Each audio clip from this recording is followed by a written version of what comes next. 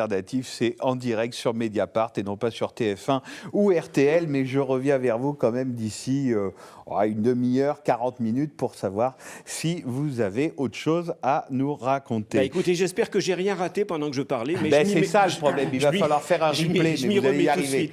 suite. Je Vous vais allez y regarder les arriver pendant dépêches. ces 10 À tout de minutes. suite. Premier plateau donc, de cette soirée que nous avons intitulé Réinventer la démocratie, et c'est évidemment aussi la suite de ce que nous venons de débattre dans la première émission avec nos invités. Donc avec 4 invités, Sandra Laugier, bonsoir. Vous êtes philosophe, vous êtes professeur de philosophie à l'université Paris-Sorbonne, et il y a quelques années, il y a 3 ans, 4 ans, avec Albert Augien, 4 ans, vous aviez publié un livre, alors qui est vraiment au cœur de notre sujet, intitulé Pourquoi désobéir en démocratie, et donc un nouveau, Joseph est en train de le montrer, le principe démocratie, enquête sur les nouvelles formes du politique.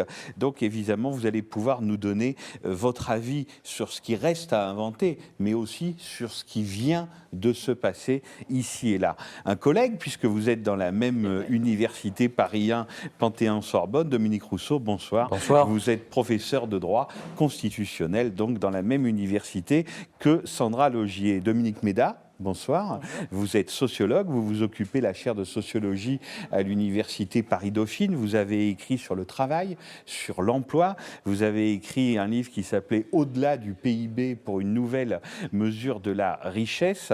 Un autre livre, La mystique de la croissance, comment s'en libérer. Alors ça sera le second plateau avec un envoyé de Podemos, le mouvement espagnol qui va exactement rejoindre vos travaux de recherche. Et ce dernier livre, là, donc, qui est en train de montrer Joseph, La mystique de la croissance, lui, il a l'exemplaire en grand, comme on dit, mais il vient d'être édité en poche, en champ actuel. Et puis, il était déjà là tout à l'heure pour le 18h, pour le grand entretien, journaliste à Mediapart, spécialisé dans la vie intellectuelle. Donc, Joseph Confavreux, qui va animer ce plateau avec moi. Sandra Laugier, quand vous entendez...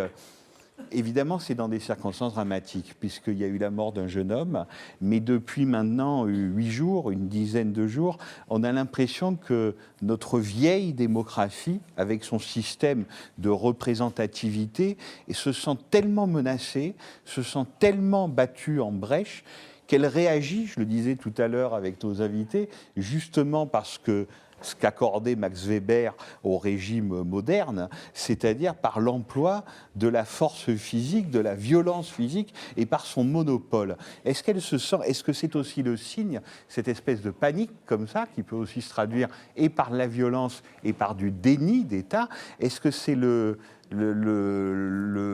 signe qu'elle se sent absolument battue en brèche? Je crois que c'est vraiment le signe qu'on est arrivé au bout d'un certain système de la représentation. C'est quelque chose qu'on dit les uns et les autres depuis un moment, c'est-à-dire que la démocratie, ce qu'on appelle la démocratie en tant que régime institutionnel, est maintenant quelque chose qui n'est plus finalement donc représentative des réelles forces ou de la réelle composition, des réels désirs aussi, de la volonté des citoyens dans leur diversité, dans ce qu'ils demandent. Et je crois que là, on a vu à de nombreuses reprises, mais dans les incidents récents, je crois qu'on a vraiment d'abord en effet cette violence, d'État qui, je crois, répond bien à l'idée parfois qu'on a d'une violence au contraire des masses, des manifestants, des désobéissants. Puisque en réalité, la violence, elle est vraiment toujours essentiellement du côté de la répression et du côté vraiment de ce qui veut arrêter ces mouvements. Et je crois que ça, c'est très important parce qu'il y a eu quand même toute une réflexion, notamment depuis le premier livre qu'Albert Augien et moi avions fait sur la désobéissance. C'est vrai qu'il y a l'idée que la désobéissance civile, les mouvements, ils doivent être pacifiques et ils ne doivent pas être violents. Ça fait partie en fait de la définition de ces mouvements. Je crois que les choses sont plus compliquées aujourd'hui. Je crois que les gens qui sont dans ces mouvements, et on le voit, beaucoup de jeunes sont prêts à revenir sur cette idée-là que la désobéissance doit être pacifique, tout simplement parce que de toute façon, la violence, elle est toujours plus forte de l'autre côté, et donc il faut aussi se défendre. Hein. Même question à Dominique Oui, Rousseau, pas d'accord. sur la violence bien sûr, mais aussi sur ce côté désobéissance civile s'accroît, impuissance de l'État s'aggrave. Oui, mais parce qu'il y a au départ une première contradiction, c'est-à-dire démocratie représentative, c'est un contresens. C'est un contresens. Pourquoi ça? Parce que la Je vous représentation... regarde comme si ça allait de soi, pas du Ah tout. oui, mais Pourquoi ça? la représentation n'est pas la démocratie. Et c'est Sieyès qui le disait, qui insistait même dès 1789 en disant « Mais attention, nous sommes en train de créer un État représentatif et nous ne sommes surtout pas un État démocratique. » Et, disait-il, dans un État représentatif, le peuple ne peut parler et ne peut agir que par ses représentants. Autrement dit, la démocratie, c'est-à-dire l'expression du peuple, est contraire à la représentation, puisque dans le régime représentatif, le peuple ne parle pas, ce sont ses représentants. Ce qui fait que déjà, il y a un problème quant à la définition que l'on accepte tous comme allant de soi, démocratie représentative, alors qu'elle ne va absolument pas de soi. Première chose. Deuxième chose, le problème de la démocratie représentative, c'est que elle fonctionne sur « au nom d'eux ».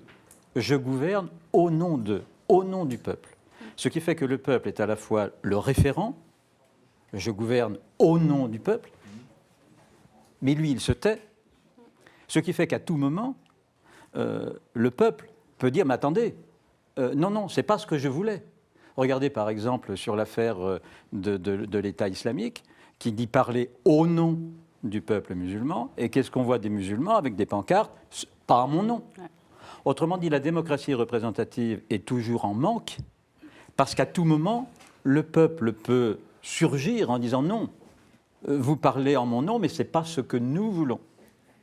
Donc, la démocratie représentative, sous laquelle on vit, avec des gros barbelés, la démocratie représentative, est toujours en manque, est toujours en défaut. Et la question à laquelle on est confronté, par exemple sur l'affaire du barrage de Sivens, c'est que sur le plan représentatif, tout est nickel. Il y a eu un vote du Conseil général, il y a eu un vote du Parlement, le préfet était d'accord, toute la représentation était d'accord. On avait simplement oublié une chose. Le préfet, c'est l'administration, c'est pas la représentation, c'est l'État. C'est donc la représentation, c'est l'État. Et donc tout le monde était d'accord, sauf qui? Sauf les gens, les citoyens, que l'on avait tenus à l'écart parce que, Sieyès, le peuple ne peut parler et ne peut agir que par ses représentants. Les mots sont intéressants parce que je les entendais tout à l'heure. Zone d'utilité publique, travaux d'utilité publique, travaux d'intérêt collectif, travaux d'intérêt général. Même dans les dénominations administratives, on retrouve cette idée non seulement de la représentation, mais du bien commun. Or, il y a des gens qui se lèvent et qui disent pas du tout. Il n'y a pas d'utilité publique, il n'y a pas d'intérêt général. Mais parce que justement, dans le système, je ne parle pas de démocratie, moi, représentative, je parle de système représentatif. Dans le système représentatif, l'intérêt général est défini par les représentants, et il est déversé dans la société. Dans la logique philosophique du système représentatif, c'est que nous, les citoyens, nous sommes nuls. Pourquoi nous sommes nuls? Parce que nous sommes animés par les passions, les humeurs, les jalousies, les trucs pas clairs, c'est pas bien, etc. Bon, donc c'est pas là que peut se faire l'intérêt général. L'intérêt général, il ne peut se faire que dans la représentation. La représentation, elle sait où est l'intérêt général. Elle le découvre, elle le dit, elle le déverse. Et nous, on n'a qu'à obéir. D'où ce que dit Sandra, c'est-à-dire, à un moment donné, le peuple désobéit parce que le peuple est capable de produire un intérêt général qui n'est peut-être pas celui des représentants, mais qui est celui fait au niveau de l'expérience vécue. Parce que la démocratie, ce n'est pas une abstraction. La démocratie, c'est une expérience vécue des gens. Et c'est à partir de cette expérience vécue des gens, c'est ce que disait John Dewey, c'est à partir de cette expérience vécue des gens que doit se reconstruire, puisqu'il s'agit de réinventer, que doit se réinventer la démocratie. Dominique Méda. C'est intéressant cette idée d'intérêt général. Qui incarne l'intérêt général et qui est capable de le trouver, d'aller le déloger. Et ce que je trouve intéressant, par exemple, je ne parle pas du barrage, mais de Notre-Dame-des-Landes. Ce qui est très intéressant dans Notre-Dame-des-Landes, c'est l'expertise très fine dont tous les acteurs là-bas étaient dotés. C'est eux qui ont été voir ce qu'était devenu le préfet, c'est eux qui ont remesuré les pistes, c'est eux qui ont dit qu'il n'y avait pas les tramways qu'il fallait. Bref, c'est eux qui ont attiré l'attention sur le fait que l'intérêt général n'était sans doute pas où on croyait et qui, de surcroît, et je pense que c'est aussi pour ça qu'il y a cette violence et cet engagement des gens, hein, ils luttent pour ce qu'ils pensent, eux, être l'intérêt général. C'est-à-dire l'idée que les évolutions actuelles sont délétères, qu'on va absolument dans le mur du point de vue écologique et social si on continue comme ça, et que le véritable intérêt général pour la planète, pour nos sociétés, c'est complètement autre chose.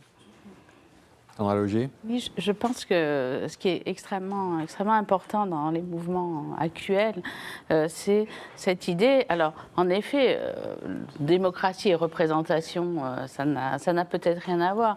Malgré tout, si donc les citoyens disent vous ne nous représentez pas, par exemple, si pas en notre nom, enfin tout, il y a quand même cette idée qu'on doit se reconnaître au moins, se sentir exprimé par une voix, malgré tout. Et je crois que c'est ça qui manque dans la vie démocratique actuelle. Hein. C'est à la fois l'impression qu'on n'a pas soi-même de voix, hein, qu'il n'y a pas de transmission vraiment de ce qu'on veut, et puis aussi que la voie publique n'existe pas. Et je crois que même si il n'y a pas de lien logique entre... C'est-à-dire un parti politique, par exemple. Par exemple, un parti, une figure, par exemple, je ne sais pas, Une incarnation. Quand Obama avait été élu, maintenant ça s'est dégonflé, mais il y avait la sensation, non seulement dans le peuple américain, d'avoir une voix qui les exprimait, mais même dans le monde entier. Et je crois que cette expressivité, c'est quand même quelque chose qui est à la base de la démocratie et qu'il faut quand même se sentir représenté, puisque c'est ça qu'on ne supporte pas, en fait, c'est quand on n'a pas, en fait, cette possibilité d'être exprimé. Il ne s'agit pas de remettre en cause, il ne faut pas jeter le bébé avec l'eau du bain, comme on dit. Il ne s'agit pas de remettre en cause le principe de représentation. Il s'agit d'analyser que depuis 200 ans, pour ne pas aller plus loin, on est dans une modalité du principe de représentation qui est une modalité, ce que j'appelle moi une représentation fusion. C'est-à-dire que le corps du peuple et le corps du prince ne font qu'un. Et c'est ça qui plombe la démocratie. Le problème n'est pas la représentation. Le problème, c'est qu'aujourd'hui, il faut, le mot le dit bien, il faut incarner. Il faudrait que la représentation soit incarnée. Donc le peuple c'est moi, l'État c'est moi, disait Louis XIV. Sarkozy dit le peuple c'est moi. Ségolène disait la même chose en 2007. Ce que je pense, c'est l'opinion qui le pense. Donc cette espèce d'idée d'incarnation me paraît être une modalité d'exercice de la représentation qui est dangereuse. Ce n'est pas la représentation en elle-même qui est dangereuse. Il faut évidemment une scène, y compris au sens théâtral du terme, il faut une scène sur laquelle se construit la figure du citoyen. Je vois bien ce que vous voulez dire, mais en même temps, sans vous ramener à quelque chose à la fois de dramatique et polémique, qui est la mort de ce jeune homme, là, ça s'est particulièrement mal passé, parce que l'État donc, a fait usage de sa violence. Un jeune homme meurt, il a 21 ans, et alors, en Ve République, le président se tait. C'est-à-dire qu'on a un silence d'État assourdissant. François Bonnet le rappelait dans son premier article sur Mediapart. François Mitterrand, au moment de la mort de Malik Oussekine, bien sûr, nous sommes en période de cohabitation, bien sûr, on peut voir une arrière-pensée politicienne. N'empêche qu'il y va. Il va voir la famille de Malik Oussekine, il leur parle, il parle à la presse, etc. Il se passe quelque chose, il y a une réponse au plus haut sommet de l'État. Là, rien. On se tait pendant 48 heures. C'est un corps qui n'existe pas. On raconte des bobards, il y a une contre-information. Enfin, de ce point de vue-là, ça ne fonctionne pas, justement, ce que vous venez de décrire. L'incarnation, cette espèce de fusion entre le peuple et le corps du président. Et ça fonctionne, mais à l'envers. Ça fonctionne, mais à l'envers. Ce qui me paraît dangereux, moi, pour la démocratie, c'est cette recherche. Si on veut refonder la démocratie en retrouvant un chef, on n'y arrivera jamais. La question, c'est de trouver une représentation qui ne s'incarne pas dans un homme providentiel. On est tous à la recherche d'un Bonaparte, d'un père, de je ne sais pas quoi. Arrêtons. On en est encore là. On en est encore là. C'est-à-dire que maintenant, je crois. Justement, tous les mouvements actuels sont vraiment une redéfinition de la démocratie à partir d'autres figures, d'autres éléments, d'autres formes de vie. Et je crois que l'idée d'ailleurs, que tu défends aussi, que la vie politique n'est pas, en fait, autour de ces événements, des élections, de la figure présidentielle paternaliste et virile. La vie politique, elle est vraiment ailleurs. Et je pense que quand on parle de démocratie, on donne ce nom de démocratie à cette vie-là. Et je crois que quand on continue à discuter sur les institutions, la façon dont ça doit fonctionner, même la Constitution, etc., je pense qu'on est dans un mode, en fait, de discours qui n'est plus celui de la démocratie. Et quand dans les mouvements, les gens disent démocratie maintenant, même dans les manifestations pour protester contre tel événement indigne, on va dire démocratie. Apparemment, ça n'a rien à voir. Mais pourquoi ? Parce que quand on parle de démocratie, on parle maintenant de toute autre chose, d'une vie politique qui serait plus égalitaire, plus juste, beaucoup plus horizontale et continue, plutôt que concentrée... Horizontale et continue. Oui. Horizontale et continue, et pas autour de ces quelques événements qui sont en fait complètement maintenant dépassés en fait par la vie politique. Ils ont un lien avec les problèmes quotidiens des gens en fait, parce que le fossé, la discrépance, elle est là aussi entre la vie quotidienne des gens et puis d'une part l'Assemblée. On a l'impression que l'Assemblée ou que les gens qui nous représentent à l'Assemblée quand même ressemblent pas vraiment à la majorité de la population, mais aussi avec la technocratie, je veux dire toute la haute technocratie qui a adopté quand même une idéologie très particulière en décalage avec les préoccupations des gens. Donc voilà, il y a plusieurs fossés. Il y a le fossé avec la figure du chef, avec l'incarnation, mais avec toutes les autres instances qui sont censées elles aussi incarner, représenter l'intérêt général. Joseph Confavoré. À partir où on partage ce constat de plus en plus répandu que le système représentatif tel qu'il est montre ses limites, voire pire, qu'est-ce qu'on fait ? Est-ce qu'on tente de l'améliorer par des dispositifs, des procédures qui peuvent aller du tirage au sort à des procédures participatives dont on a bien vu, ou de consultation dont on a bien vu dans le cas de Sylvain qu'elles n'ont pas lieu, ou alors de manière totalement fictive, ou est-ce qu'on imagine des changements de paradigme beaucoup plus forts pour vous ? Mais lesquels dans ce cas-là ? Ce serait quoi une démocratie qui, à la fois, garderait quelque chose du système représentatif, mais non plus de l'incarnation ? Oui. D'abord, si on est d'accord, vas-y. Si on est d'accord sur le, vous avez la parole, gardez-la. Si on est d'accord sur le constat, C'est dur. Si on est d'accord sur le constat, la question est de savoir si le moment que l'on vit actuellement est un mauvais moment et le système représentatif, qui a déjà connu pas mal de crises dans le passé, il s'en sortira et au bout de 2-3 ans, ça démarrera comme avant, ou bien est-ce qu'on est à un moment où on bascule d'un système à un autre ? Bon. Et là, s'il y a un accord sur le constat, il y a un désaccord sur la qualification du moment historique dans lequel on est. Et c'est important parce que si on dit c'est simplement un mauvais moment à passer, on met 2-3 rustines en attendant, donc un peu plus de femmes à l'Assemblée, excusez-moi, un peu moins de présidents, un peu plus de Premier ministre, on rafistole les trucs, et puis on attend un peu, et puis ça redémarrera comme avant, on améliore le système représentatif, ou bien on dit, là cette fois c'est plus possible, il faut basculer dans un autre système qui ne sera plus le système représentatif. Alors moi, c'est ce que j'appelle la démocratie continue. Hein, l'idée de démocratie continue qui est très simple, hein, c'est-à-dire entre deux moments électoraux, la démocratie doit continuer, c'est-à-dire les citoyens doivent continuer à agir entre deux moments électoraux. Et à agir sur quoi ? Sur la production de la norme. Et sur le contrôle des représentants. C'est pour ça que je ne suis pas contre la représentation en général. Je suis contre la représentation fusion. Je suis contre le chef. Je suis contre l'entrée du corps du peuple dans le corps du roi. Il peut y avoir fusion des corps, ça dans la vie privée, ça c'est autre chose. Mais en tous les cas, sur le plan politique, je suis contre cette idée d'un régime politique fondé sur cette entrée du corps du peuple dans le corps du roi. il faut une représentation, mais il faut que les citoyens gardent la main, en quelque sorte, sur leurs représentants. Donc il faut qu'entre les deux moments électoraux, les citoyens continuent à participer à la production de la norme. Il faut qu'entre deux moments électoraux, les citoyens puissent avoir un contrôle sur leurs représentants. C'est ce que j'appelle la démocratie continue. C'est aussi simple que ça. Alors, quel contrôle ? C'est toujours à moi, Mais non, mais oui, je- non, il n'y a que toi qui te poses ce genre de questions. La question est pertinente.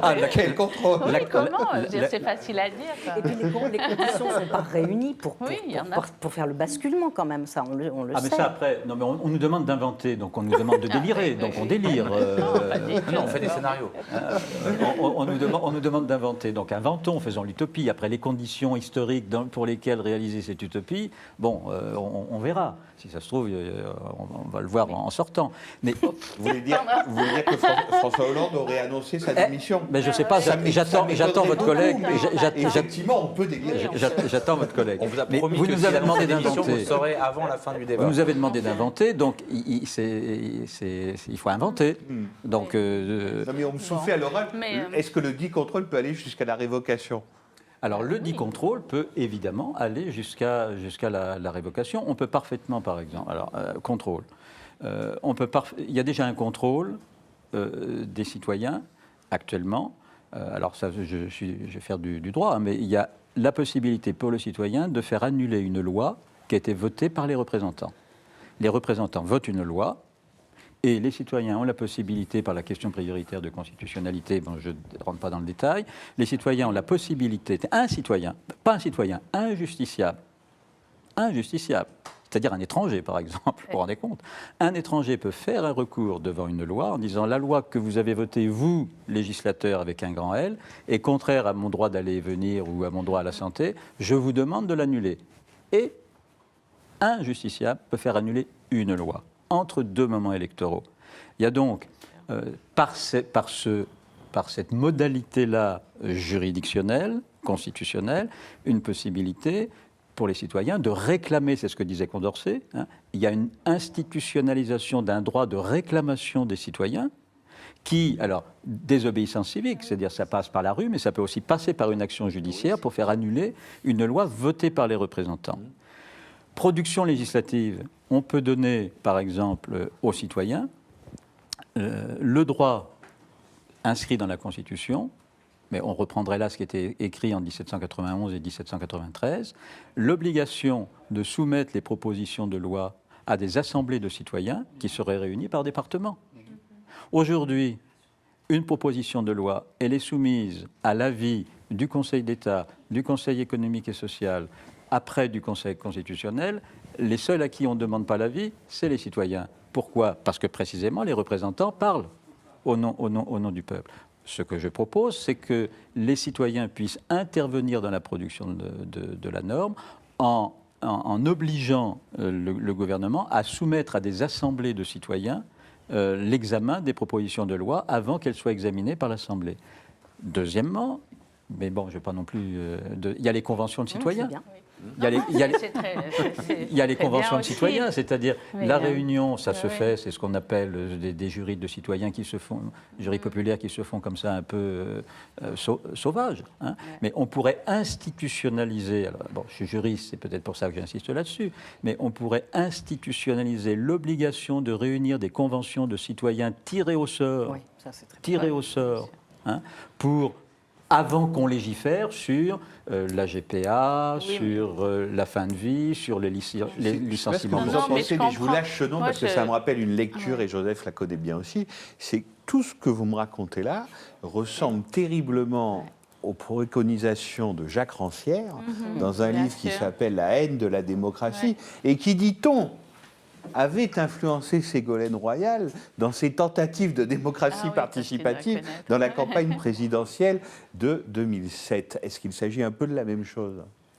Oui, certainement, mais c'est vrai que bon, chez Ségolène Royal, c'est resté un peu, comme c'était pas réorganisé, c'est resté un peu à la marge, quoi. Mais moi, non, mais je suis entièrement d'accord, c'est parfait. Est-ce qu'on ne peut pas imaginer en plus un continuum qui irait de l'aménagement de notre démocratie représentative, là, où on pourrait en effet ajouter du tirage au sort, des contre-pouvoirs, pour passer en effet à autre chose ensuite. Mais... Je crois que là, on est vraiment dans l'aménagement et dans l'adaptation des systèmes constitutionnels avec quand même des étapes, enfin institutionnelles plutôt.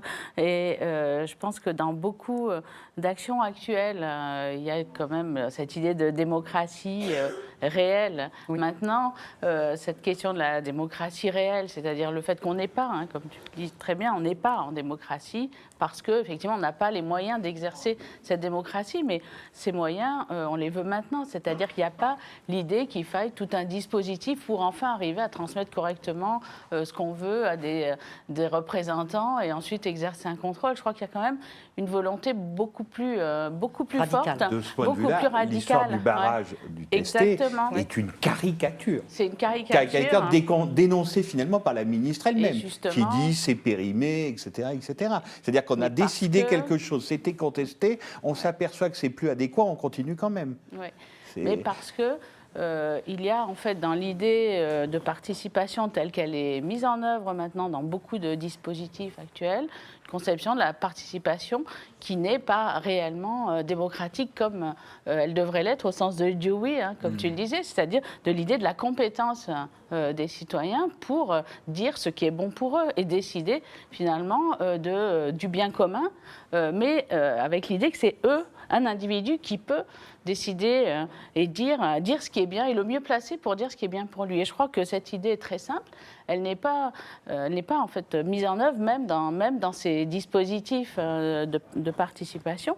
Par ailleurs, je crois qu'il y a vraiment quand même dans des mouvements actuels comme justement Notre-Dame-des-Landes, ceux qui sont en train de s'organiser autour de cet incident, je crois qu'il y a, et c'est ça qu'on a voulu faire dans le livre avec Albert Augien, c'est de dire en fait ces mouvements ou ces actions sont eux-mêmes des laboratoires de la démocratie. Il faut voir comment ils fonctionnent pour comprendre qu'est-ce que ça pourrait être. Et donc la démocratie, elle n'est pas demain ou après-demain dans tel ou tel donc, dispositif qu'on va mettre en place laborieusement, même si au final ça se passera peut-être comme ça, mais elle est vraiment maintenant à l'œuvre dans ces actions et c'est ça qu'il faut essayer d'observer. Donc c'est une approche vraiment pragmatique mais immédiate aussi. Hein, Sauf que là c'est un moment de résistance et après il faut voir comment c'est au quotidien, justement. C'est-à-dire comment au quotidien on prend le type de décision. Je trouve que c'est deux moments assez différents. Il y a la contre-expertise à Sylvains ou à Notre-Dame-des-Landes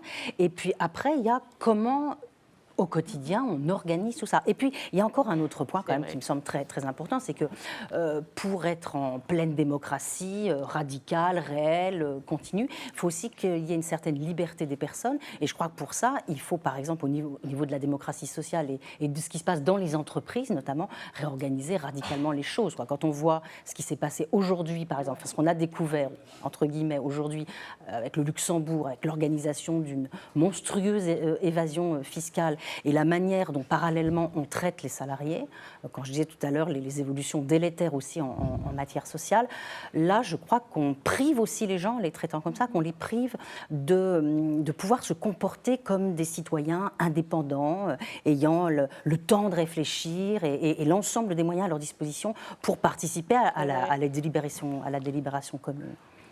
Il y a quand même une question que je me pose, c'est que Sylvains, c'est effectivement l'emblème d'une contradiction profonde entre une décision d'élu totalement régulièrement selon le système représentatif tel qu'il est aujourd'hui et une contestation beaucoup plus directe avec une revendication d'action immédiate.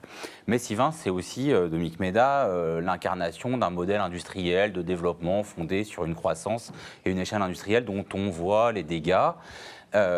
Et du coup, alors évidemment, quand Dominique Rousseau parle de démocratie continue ou Sandra Laugier de démocratie sauvage, on a envie de suivre, on se dit bah oui, c'est forcément mieux une démocratie un peu plus radicale qu'aujourd'hui.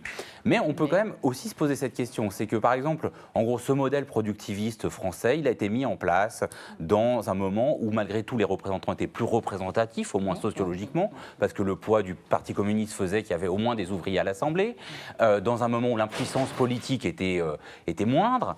Et puis, on pourrait même aller plus loin. Est-ce que c'est vraiment, vu l'enjeu, l'échelle de ces problèmes écologiques, est-ce que c'est vraiment, évidemment, qu'on se dit, oui, c'est par la démocratie plus radicale qu'on va les résoudre, mais on peut aussi, on entend d'ailleurs aujourd'hui des gens dire, bah non, il va falloir en passer par plus de technocratie, plus d'autoritarisme, plus de science, parce que aujourd'hui, la démocratie telle qu'elle fonctionne, et même cette démocratie qui sera un peu radicalisée, elle sera incapable de faire en plus à l'échelle nationale, une réponse adéquate à ces questions. C'est ça, c'est l'idée qu'on est dans l'urgence écologique, et que pour faire face à cette urgence-là, il va falloir des régimes autoritaires. C'est ce que disait Ancionas. Voilà, il nous faudrait un dictateur bienveillant pour nous emmener sur la bonne piste. Alors, c'est évidemment une menace. Et c'est vrai que les démocraties sont beaucoup plus lentes, précisément, parce que, comme dit Sandra, on doit s'attacher à chaque voix presque, s'intéresser à chacune des voix et à chacun des intérêts en présence, fabriquer du consensus, essayer de trouver une voie particulière. Donc oui, c'est plus long. Mais je crois que c'est tout le sujet qui est devant nous, c'est-à-dire de parvenir à faire face à cette énorme crise économique et écologique, complètement reconstruire nos modèles, c'est-à-dire vraiment choisir d'aller vers la reconversion écologique de nos sociétés, sortir de ce productivisme qui vraiment nous emmène vers des catastrophes, quoi. Et pour ça, c'est vrai qu'il faut entraîner l'ensemble de la population, et que c'est très compliqué en démocratie. Et en même temps, c'est une chance folle, parce que je crois que la force de l'engagement de tous les gens qui sont dans ces manifestations dont vous parlez, c'est précisément parce qu'ils sont convaincus, ils ont quelque chose à défendre. Et ce qu'ils défendent, c'est les linéaments du monde qui vient. Et c'est pour ça qu'ils s'y mettent tout entier. C'est magnifique d'ailleurs, cet engagement. C'est magnifique. On dit que les gens s'impliquent plus, s'engagent plus. C'est pas vrai. Ceux qui défendent, c'est les restes du monde viable. C'est des conditions, en effet, de vie à peu près potables sur Terre.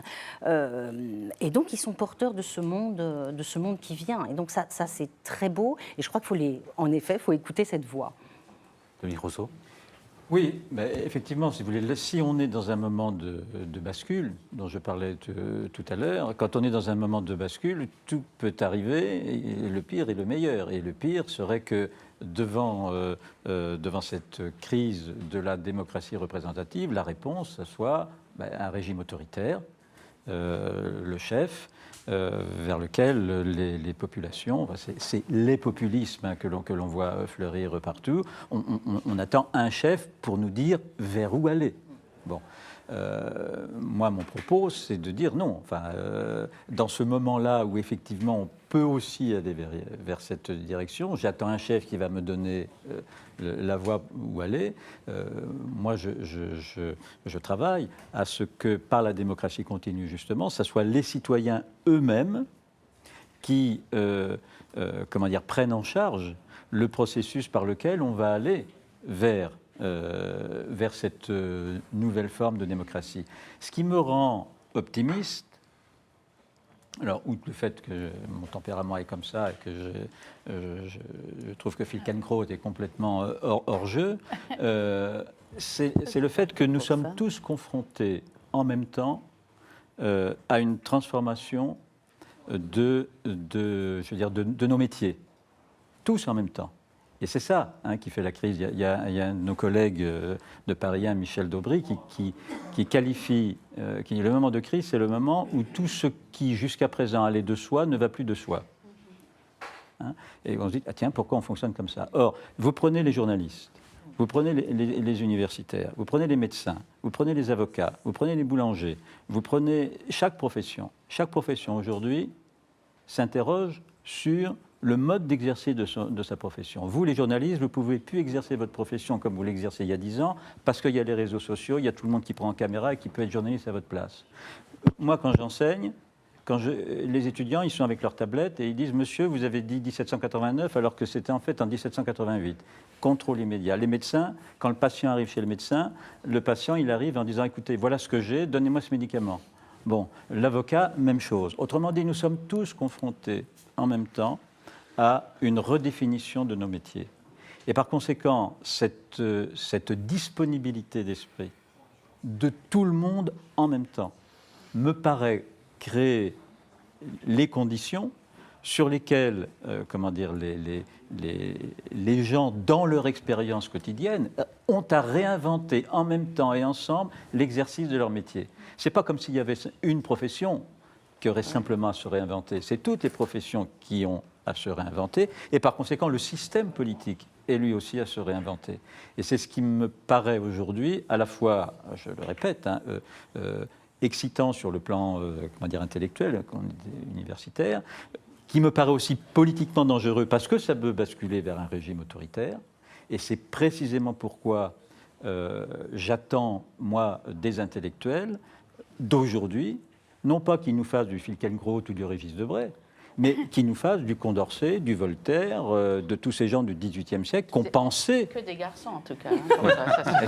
Excuse-moi. Bon, alors, de Sandra Longier, Dominique Méda, qui soit capable de nous dire, voilà, bon, on n'est pas obligé de s'enfermer dans le grenier. Ouais. Un tout petit bémol, pardon Sandra, un tout petit bémol sur la disponibilité d'esprit. Le problème, c'est que ça ne se fait pas dans le calme et la coolitude. Ça se fait sous la pression avec des gens qui perdent leur boulot, à qui on dit en plus que c'est de leur faute s'ils ont perdu le boulot, qu'on a envie de leur couper leurs allocations, etc. Donc ça ne se fait pas du tout dans le calme. C'est ça le problème. C'est vrai, je suis d'accord. Mais je suis d'accord. Ceci dit, si on fait un retour dans l'histoire, ça ne s'est jamais passé peace and love. Toutes les transformations de l'histoire ont toujours été dans des moments évidemment cruels sur le plan social et humain. Est-ce qu'un changement de constitution et de république aiderait ? Sandra Longier. Je ne suis pas tellement dans cette problématique-là. Bien entendu. Vous avez l'air tous là de parler de démocratie continue, etc. Or, on se dit que là, la 5e République, c'est quand même... De toute façon, c'est l'inverse de ça. De toute façon, c'est terminé. Est-ce que c'est la condition nécessaire mais non suffisante pour que le moment de basculement que vous décrivez tous aille plutôt du côté du meilleur que du pire ? Merci Joseph, excellente traduction. Non, mais c'est ni nécessaire ni suffisant. On parle d'un niveau de la démocratie, de la discussion qui est en fait en dehors de ces institutions-là. En tout cas, moi, après, c'est vrai que je ne suis pas forcément d'accord sur cette crainte du populisme. Je vois pas pourquoi le populisme est un terme qui est aussi négatif, en fait, parce que, évidemment, que dès lors que le pouvoir et la parole et la compétence, parce que c'est ça le phénomène que tu décris, c'est le fait que dans tous les domaines, les citoyens vont se sentir compétents politiquement, mais aussi dans toutes sortes d'autres domaines. Et donc, dès lors qu'il y a ce sentiment de compétence et d'intelligence collective, je ne vois pas en quoi ça pourrait être vu comme dangereux. C'est-à-dire que le discours sur le danger du peuple, il me paraît peut-être c'est le danger du chef. Mais oui, mais justement, c'est le danger du chef, c'est pas le danger du peuple. Voilà. Par ailleurs, je crois que cette compétence de chacun, je crois que c'est quelque chose qui émerge. En même temps, il faut bien se rendre compte que dans ce qui concerne, par exemple, toutes ces questions d'environnement, de climat, etc., il y a un pouvoir qui, pour l'instant, est difficile encore à ébranler, c'est celui de la science. C'est-à-dire que là, ce n'est pas du tout évident qu'on arrive à donner aux citoyens à la fois le sentiment, mais aussi même la légitimité, donc contre des experts scientifiques qui vont justement délivrer un certain nombre de discours justement dans le domaine de l'écologie et de l'environnement, alors que c'est un domaine qui est censé se développer à partir de la volonté du bien-être pour tous, du bien commun. Donc. Merci beaucoup à tous les quatre. On va parler d'un mouvement espagnol avec l'un de ses responsables et porte-parole. Il s'appelle Roré Lago. Il va nous rejoindre tout à l'heure. C'est Podemos. Nous pouvons. Et alors, il s'en passe des choses en Espagne, parce qu'en France, on est plutôt sans arrêt en train de déplorer que une partie du Parti socialiste lui-même, la gauche de la gauche, tout ça n'arrive pas à s'unir, etc. Là, quand même, dimanche dernier, sondage de El País, qui était en tête des intentions de vote des prochaines législatives espagnoles qui auront lieu dans un an, en novembre 2015, eh bien c'était Podemos, un mouvement qui a 10 mois d'existence légale, 11 mois. Il a été créé en janvier 2014 et il atteignait les 25% d'intention de vote. Alors Dieu sait si à Mediapart, on déteste les sondages, mais celui-là nous faisait tellement plaisir que je voulais quand même citer. Hubert Huertas, quoi de neuf sur RTL et TF1 ? Eh bien, le président continue de parler et il répond successivement donc à ses interlocuteurs qui sont des Français qui ont été invités par TF1 et par RTL à venir poser leurs questions. Et le temps que je viens d'entendre, c'est dans la volonté du président de la République, en tout cas celui des propositions. Il s'est efforcé tout au long de ces discussions d'entendre, de répondre aimablement, de donner souvent raison à ses interlocuteurs et puis de sortir de sa hotte une proposition. Alors, je vais essayer de vous résumer tout cela. La première personne est une femme de 60 ans qui vit avec actuellement 497 € et qui demande « mais que proposez-vous pour nous ?» Le président commence par lui dire « vous savez, ce sont les entreprises qui doivent embaucher ». Alors, la dame lui dit « mais est-ce que vous avez entendu les déclarations disant que les chômeurs, en fait, voulaient profiter du chômage et ne voulaient pas chercher de travail ?» Là, le président monte sur ses grands chevaux et il dit « c'est inqualifiable cette déclaration ». Et puis, il annonce deux choses pour les personnes en difficulté, pour les seniors. Il annonce un contrat aidé pour les seniors. Il leur dit aussi, on a besoin de vous. Il s'adresse aux entreprises. Et puis, il annonce le retour de l'ASS. C'est une allocation qui permet de faire le joint avec la retraite. Et à noter que cette allocation, elle avait été supprimée. Donc, voilà le retour. La deuxième personne qui intervient sur le plateau est une chef d'entreprise du Nord. Elle a 46 ans et elle rapporte assez fortement et assez franchement ce que dit clairement le MEDEF, même si elle critique les syndicats en général, qu'elle trouve moyenâgeux, et si elle critique également le MEDEF, mais elle reprend une à une toutes ces demandes. Elle rappelle que selon elle, les entreprises ne sont pas assez compétitives. Le président lui dit, mais enfin, on a donné 40 millions d'euros. Vous vous rendez compte, c'est quand même un effort. Et la personne dit, oui, c'est très bien, les autres ne l'ont pas fait, mais ça ne suffit pas. Et puis, vous demandez des contreparties. Et quand on voit ce qui se passe en Allemagne et en Angleterre, où il me suffirait d'aller pour gagner, en fait, un grand nombre de millions d'euros, je n'ai pas noté exactement, donc elle me pardonnera de ne pas le dire exactement, eh bien, ça ne suffit pas. Et donc, le dialogue se poursuit de cette manière. Et comme la personne, la chef d'entreprise, prend un point par point les revendications des chefs d'entreprise et notamment du MEDEF. Et vous savez que l'une de ces revendications, c'est notamment la pénibilité. Vous en avez probablement entendu parler. Il paraît que tenir compte de la pénibilité est affreusement compliqué. Le président en convient. Il dit, écoutez, comme c'est compliqué, je vous annonce que je vais demander à un chef d'entreprise, de petite entreprise, ainsi qu'à un parlementaire, une mission de simplification. Voilà pour le président annonce aussi, je veux essayer d'être fidèle, que à partir de 2017, l'argent qui aura été consacré au CICE, donc environ 40 millions d'euros, c'est ce qui est prévu, cet argent sera transféré vers une baisse générale des charges, ce qui permettrait de financer les cotisations sociales. La chef d'entreprise n'est pas convaincue, mais enfin le dialogue, ce que je vous dirai tout à l'heure en conclusion, se passe de façon courtoise. Et puis vient un jeune Marseillais qui a grandi dans les quartiers nord, il a 25 ans, il vit avec le RSA, il vit chez ses parents. Il a une capacité en droit. Il explique qu'il est à bac plus 5 et qu'il est absolument sans ressources et que s'il y a des emplois aidés pour les jeunes, eh bien, ce sont pour les jeunes qui ne sont pas diplômés, alors que lui a fait un effort, il a des diplômes et il est clairement sur le carreau, il ne peut pas faire sa vie. Le président l'écoute, l'échange se passe aimablement aussi.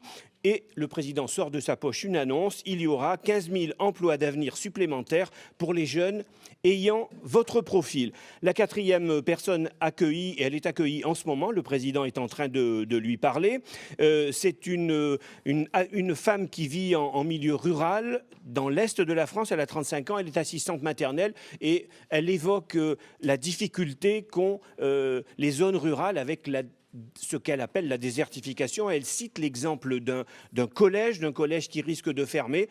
Là, le président n'a pas de réponse directe, mais il va parler, et au moment où vous m'avez interrogé, il commençait à parler du grand plan numérique. Donc, pour résumer toute cette partie de l'émission, le président de la République a essayé, pour chaque interlocuteur, d'avoir une mesure qui colle à une préoccupation. Disons, pour résumer les choses, qu'on est sur une discussion détendue, aimable. Le président donne raison à l'ensemble de ses interlocuteurs. On n'est plus avec le président normal, on serait presque avec Géo Trouve-Tout. Hein. On sort de sa poche une proposition, c'est ce qui sera peut-être retenu demain. Bon, est-ce que ce type de discussion, jusqu'à présent, est susceptible de faire basculer un quinquennat ? Il me semble qu'on est plutôt sur, non pas sur des choix fondamentaux, mais qu'on occupe l'antenne aimablement avec un président qui est maintenant à l'aise et qui s'en sort comme il a l'habitude de le faire quand il est à l'oral, comme quand il est en conférence de presse. Il fait plutôt bonne impression. C'est ensuite, après, souvent, bien finalement que les choses, non seulement ne parviennent pas à tourner dans le sens qu'il espère, mais finalement empire dans la sensation que ses interlocuteurs ont de son efficacité, de son inefficacité, de ses choix ou de ses non-choix. Donc pour l'instant, eh bien, on a une discussion plaisante, aimable, mais que je qualifierais de superficielle. Oui, bien, Huerta, je vous laisse écouter la fin, hein, donc avec Géo Trouve-Tout, et puis on vous retrouve, disons, dans une grosse demi-heure. Donc vous nous raconterez les événements saillants de cette émission présidentielle face aux Français. Nous, de notre côté, nous en sommes à Podemos, et l'exemple espagnol. Podemos, oui, nous pouvons, Podemos.